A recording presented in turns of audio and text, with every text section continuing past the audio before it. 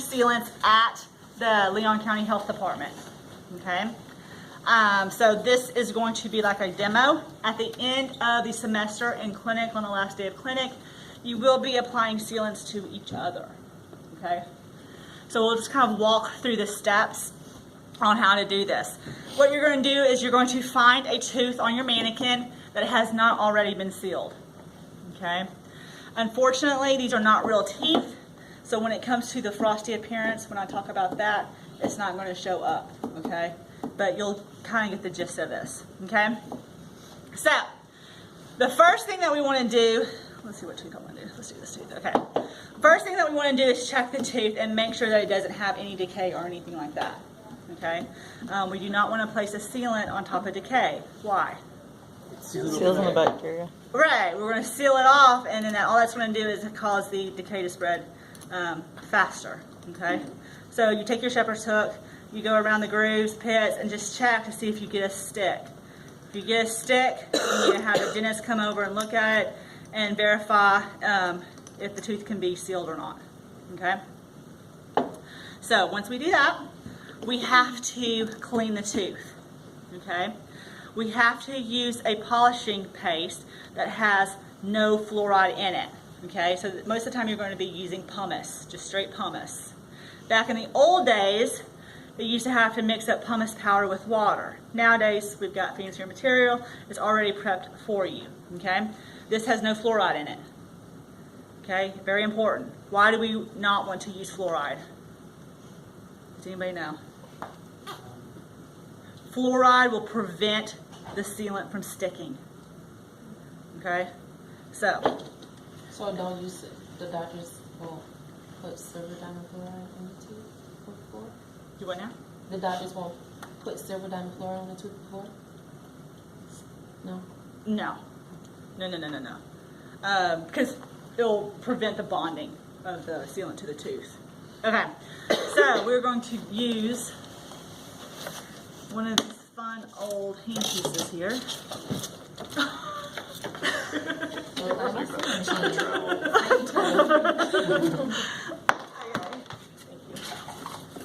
So it comes in 3 pieces. Okay. Here's our foot pedal. It smells. Everything smells to you. Foot pedal goes into the foot switch here. Okay. Okay. Handpiece goes into the motor. Okay. We have to plug it in. Plug it in. You get this Here, just stick that somewhere out of the way. Don't you? Oh, you already have one? What? Okay, so I'm going to turn it on and see if this one will work. Because some of them may not work. Maybe. Okay. So, these things are kind of tricky. Some of them are more frustrating than others. Basically, what you have to do is make sure that this is unlocked. This is a polisher? Yeah. Oh. Yeah. Okay. So, when you put this on, it should slide down, right? So that's unlocked, okay? If this was locked, it wouldn't go down, correct? So what you have to do is twist this, push down and twist to unlock it. Snap this on, slot and dot, right? Mm-hmm. And then you just twist it back up. Oh, it's a rocket. It's supposed to lock. Just test it. Yeah, test it to see if it locks. Should we do that? Yeah, okay. These are very hard to control, okay? And what we can do, you're only going to use a little bit of paste here, pumice, for your one tooth. So we can share these. And these are kind of old. We may even have to add water to it because it looks a little dried out. In lab, we use all the expired stuff, unfortunately. Oh, man. Okay, will you do me a favor? In that Possibly. drawer, second drawer over there, there's some Nada pumice paste. Here? Yeah. You see it? Yeah. Is it gushy? Yeah. Okay. It's got to be gushier than this. This is like solid I think this may cement. be like liquefied. Well, maybe we can mix. Gone the Mix other it. direction. Mix some. No, this is good.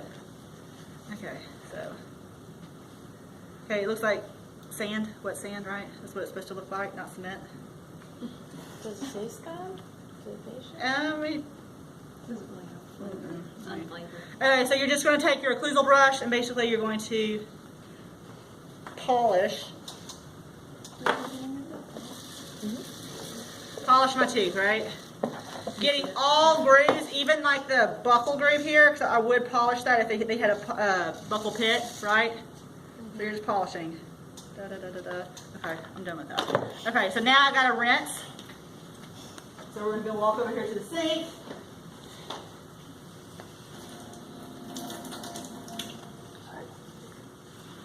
And I'll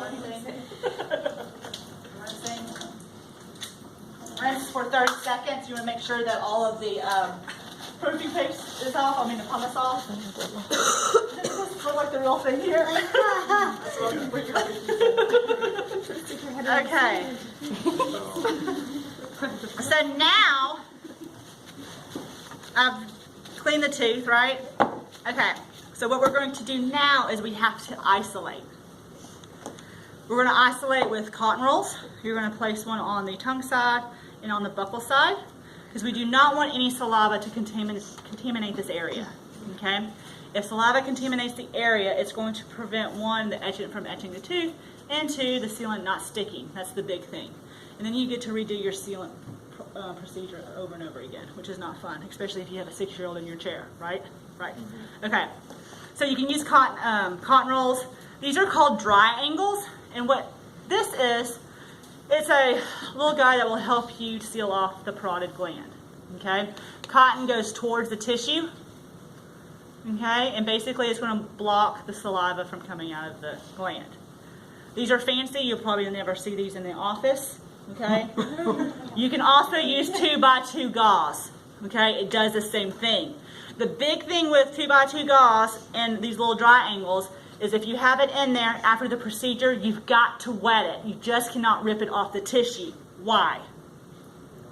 It'll hurt. You're going to tear off tissue, and you could actually cause like an ulcer and stuff. Okay, so in order to remove these, you have to wet it. Okay, because this is basically going to be stuck to the tissue. Okay, so I could slide that in there if you had a cheek, but we don't. Okay. Okay, once we isolate, we're going to dry the tooth for 30 seconds. We've got to make sure that tooth is dry. I have a question. And yes. When you put the cotton rolls in, like say a normal mouth, Yes. you have to like hold it. Yes. Probably. So Yes. you don't like. Exactly, and it's a kind While you're of like- you have to get experience. Yeah, I mean you have to kind of figure out your groove and flow of doing sealants. Yeah. Okay, the more you do sealants, the easier it gets. Mm-hmm. They've got different apparatuses that you can use. They've got I don't even know what it's called. Little cotton roll holder. Yeah. But kids don't like it. Yeah. At the health department, you will see Isolite. It's a gizmo that has like the high vac attached to it, and it isolates the area very well. Only problem is, it takes up the high vac. You can't use the high vac if it's attached to it. They'll show it to you. I wonder if this will work. We have to go to the mini clinic to turn it on. Don't we? Go to the main clinic to turn it on. Air whenever we turn it on. Dry, dry, dry, dry, dry for 30 seconds, right? Okay. So once we dry that, we are going to etch, okay? You want to keep the etchant only on the area you want to be sealed, okay? So you're going to place the etchant on all of the grooves and pits, okay? Is that liquid? This is liquid. Okay, so. There is liquid and there's gel. Okay. This particular one's liquid. The ones that you're going to be using is going to be gel. Okay. Let it set for 15 to 20 seconds. Longer, the better. Really, you don't really want to go over 30 seconds, but you want to let it etch. Etch, etch, etch. Okay, so now I'm going to go rinse again. Rinse for 10 seconds. So you let it dry and then you rinse it? Yes. Keeping the area isolated at all times. So the cotton rolls will be in the mouth. It'll Yes. be wet. It'll be wet.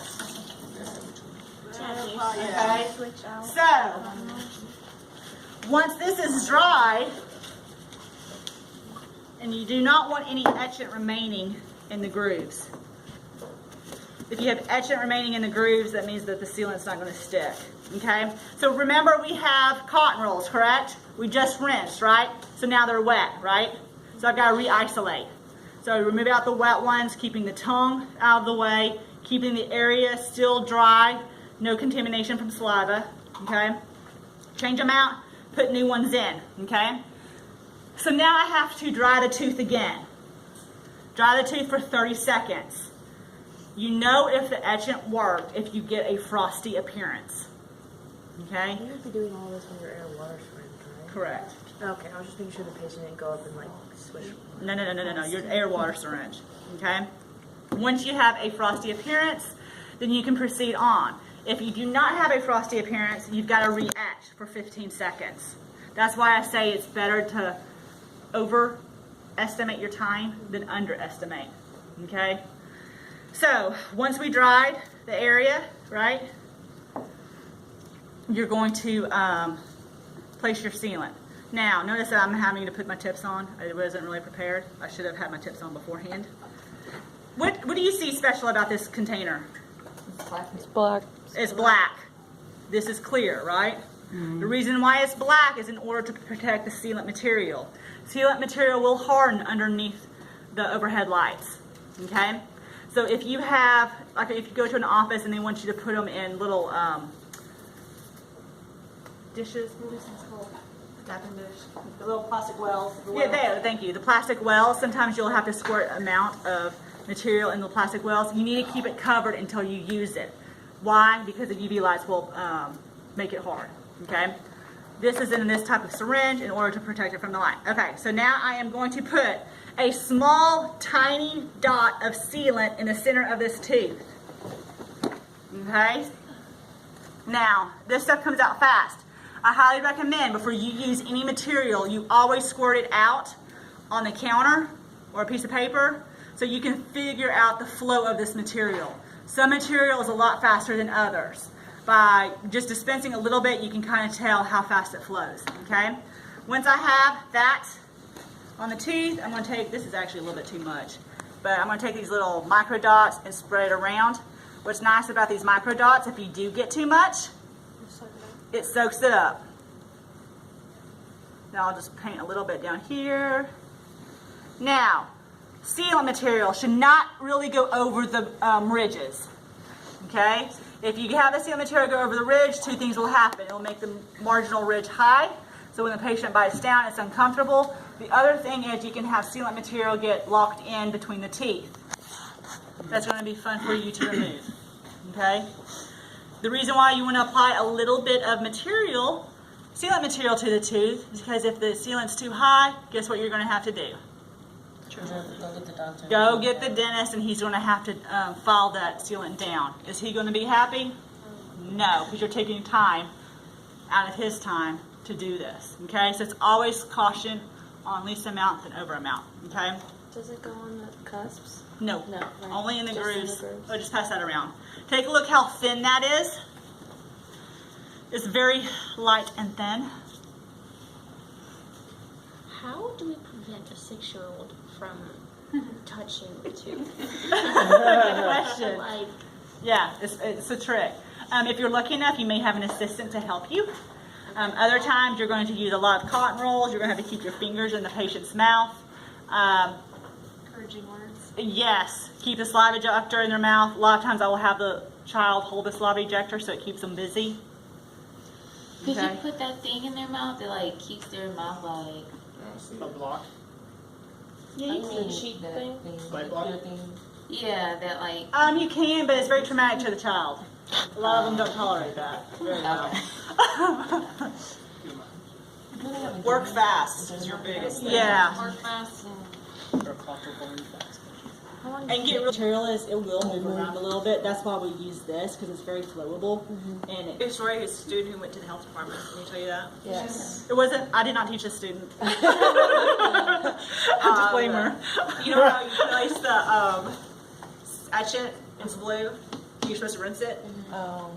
Yeah, we forgot the rinse So part. it's blue. So the sealant ended up being blue. So the child left with 6 blue sealants. So that doesn't work at all, right? So the doctor didn't try to remove it? Well, he couldn't. Uh-uh. Oh my god. That's the same reason why we don't put disclosing down before we do sealants, because what happens to the sealants after that? Is that why mine are blue? Probably. Well, I went to Here, look at Dr. that. Jones and Carrie, and they. Are they? No, I looked at yours. You're not blue. Yeah, they are. The top ones. Let's see. Do you look at that? Gross. So, I wasn't gonna put it in my mouth. I was just holding sorry. it here. so now what we're going to do, the final step, is to light cure this material. Because this will, I mean, yes, it will light cure from the overhead lights, but it's not going to be stable, okay? So, you cannot look into this light. The patient cannot look into this light. The patient has to wear orange glasses. You have to wear orange glasses, okay? In lab, you are going to face the walls when you do this so you do not blind us and the other classmates, okay? So basically what's going to happen, I'm going to show you without turning the light on, so I'm going to stick it underneath the table. But see how this has a shield? This also helps contain the light. And basically you're just going to place the light over the tooth, and you have to look at the manufacturer of the light, okay? Some say you only have to cure it for 20 seconds. Some say you need to do it for 30, 40, it just depends. I always go over the amount of time. So I want to make sure this is light cured, because once I'm done, I'm done. I don't want to have to go back in with the light, okay? So you just let this beep a couple times, okay? So I'm going to Can you sue the hygienist or the office if you come out with blue sealants? Can you sue? Sue, yeah. Well, I mean, technically, yeah. I mean, but I mean, it's not really doing any harm to the tooth, but. Except that if you, when you smile. Right. you won't see it. Okay, here we go. Y'all back behind me, close your eyes, or look away or something. Okay, here we go.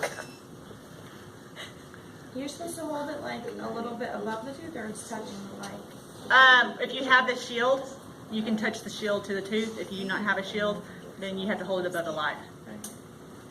Okay, so that beeped once. Always go 30 times with this one. It's just a UV one, right? Correct.